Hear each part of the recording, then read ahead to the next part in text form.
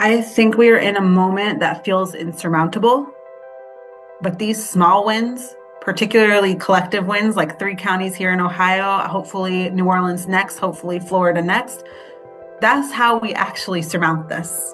3 counties in the US have recently announced freezing their investment in Israeli bonds. Right now, bombs are falling on Gaza. We refuse to fund genocide. After months of campaigning, pro-Palestine activists tell TRT World this decision marks a major victory.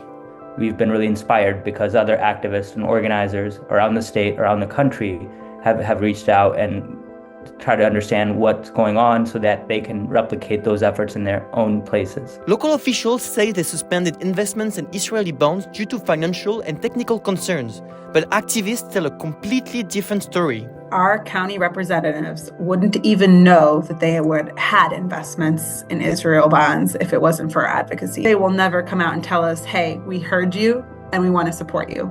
Because of anti-Palestinian racism, many of our local politicians see speaking out against Israel as political suicide. Activists point out that several US states have restrictions on foreign investments, but that Israel is often the exception.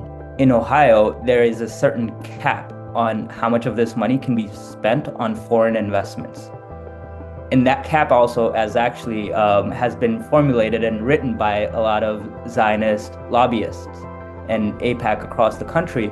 And really the only one that can qualify because of the stringent and specific standards they've set happen to be Israel bonds. The Cleveland Palestine Advocacy Community says they launched a campaign a year ago, spending nearly every week organizing protests and meeting with local officials. I think this win is a perfect example of what it looks like when people can coordinate. Our coalition has over 10 organizations in it, and we don't always agree on everything, but we are committed, and we're committed to the same goals.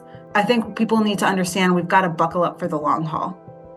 And that takes not only organizing, but sustainable organizing, that we can't just show up a couple times and expect for things to go our way.